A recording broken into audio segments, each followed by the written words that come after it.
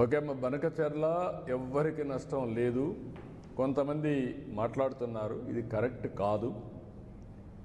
తెలంగాణలో కొన్ని ప్రాజెక్టులు నేను సమైక్య ఆంధ్రప్రదేశ్లోనే దేవాదులు నేనే పునాదులు వేశాను. ఆ రోజు లిఫ్ట్ ఇరిగేషన్ పెట్టా. శ్రీశైలం ఎస్ఎల్బిసి, ఇప్పుడు మాధవరెడ్డి కెనాల్, అది చూసిన తర్వాత ఆ రోజు నేను దేవాదుల ప్రాజెక్టు కూడా లిఫ్ట్ ఇరిగేషన్ సాధ్యమని గోదావరి పైన ఆ లిఫ్ట్ ఇరిగేషన్ పెట్టాం. అదే సమయంలో ఇక్కడికి వచ్చిన తర్వాత ఆంధ్రాలో పుష్కర, తాటిపూడి 2 లిఫ్ట్ ఇరిగేషన్లు తీసుకొచ్చాను. తర్వాత కొన్ని వీళ్ళు దేవాదుల ఇవన్నీ కూడా వచ్చాయి.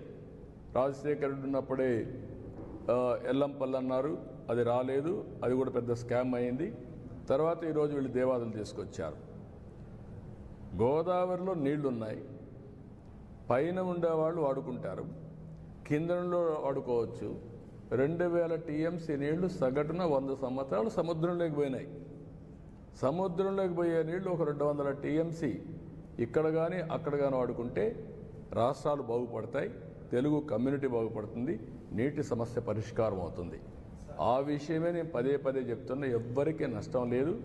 నేను తెలంగాణలో ఉండే ప్రాజెక్ట్స్ గోదావరి పైన ఎప్పుడు అపోజ్ చేయలేదు, అపోజ్ చేయను కూడా.